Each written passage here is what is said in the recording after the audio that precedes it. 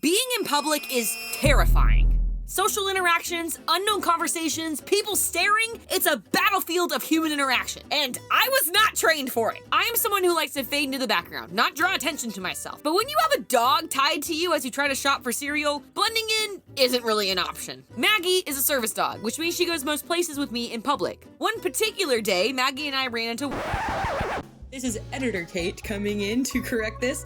Yeah, I don't want to get sued, so we're just gonna pretend like this is a very random, super grocery store place that nobody knows about called Mart. So if you hear an awkward word come in that says Mart, you know why. Okay, back to your regularly scheduled stuff.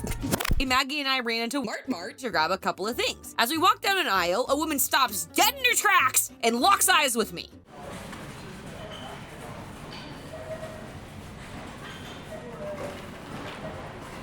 Why does this always happen?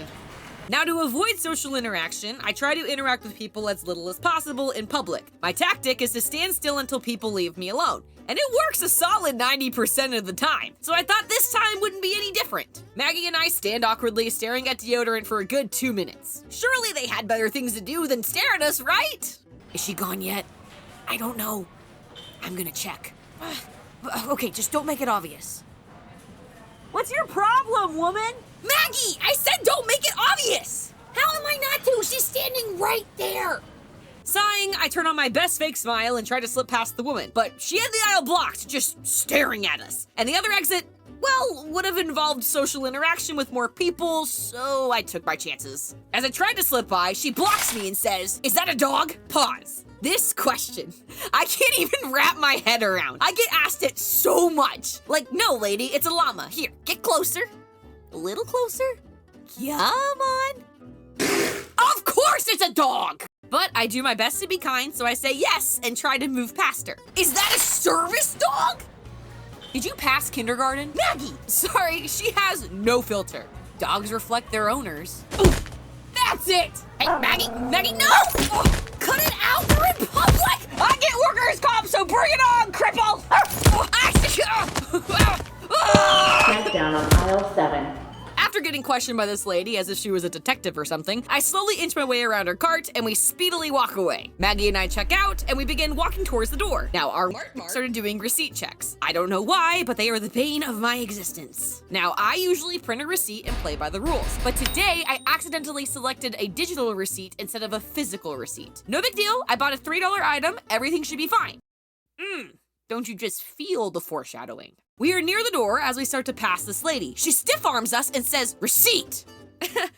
So actually I hit the digital receipt button and it gets sent to my husband's phone instead of mine. But there were a lot of workers that saw us check out, so we can go and ask, "No, I need a receipt before you leave. It's the rules. Don't make excuses." I can totally take her. No, no.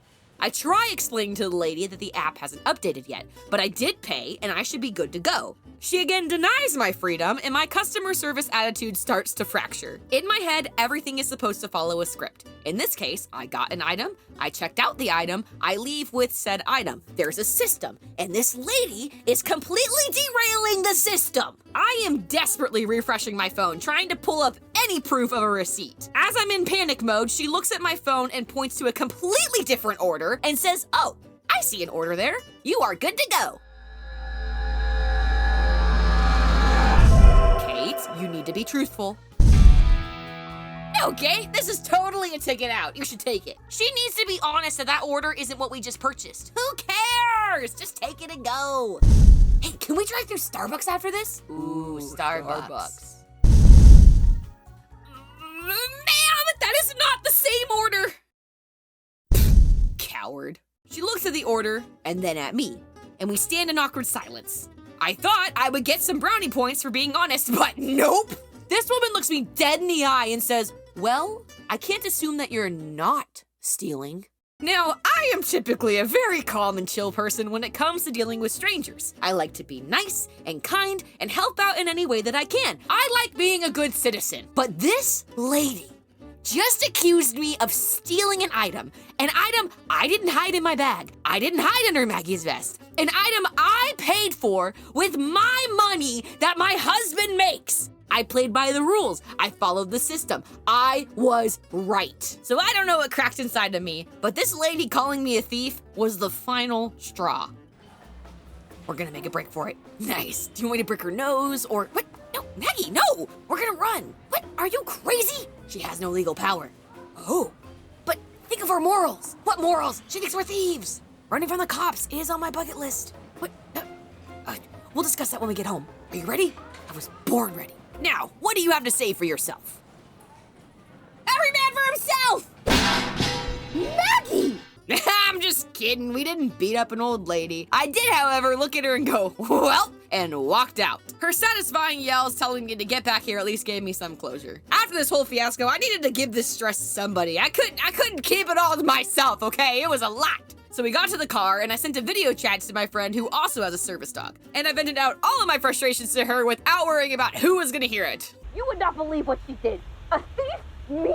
A thief? I'm a good citizen. I don't do anything wrong. I don't know what her problem was, but I had a problem with her. I'm gonna sue. I don't know who, but I'm gonna sue. Now, there's a whole other part to this story, but it will have to be in part 3, because literally after the Walmart fiasco, we went to Aldi next door and got yelled at, followed by someone, I almost passed out, and a woman held the whole checkout hostage. So make sure you subscribe because you have to hear the rest of the story. It was crazy. And as always, get out there and be, hey, I think I deserve to do the outro. What? No, I always do the outro. Maggie, go lay down. Well, clearly the people have spoken. They like me more than you now. What? No, they don't. This is my channel. Well, who determined that? Me, the person who made it? Well, maybe the ownership department of this channel could use a little refreshing. Maggie, no. Maggie, yes. Oh, you won't win this. It's for the greater good. Maggie, ground. No. Oh. If you want to support my treat budget, become a subscriber. Ugh. Maggie, subscriptions are for people who want to improve their creativity each month. And in return, it funds my treat budget. Ugh. At least tell them to check out part 1. Oh yeah, if you want to see more of me and less of her, click part 1. That's it! I'm going to HR! Hey, don't you go and lie about me! How am I supposed to lie? It's all recorded in this video! Leave no witnesses. Maggie, no!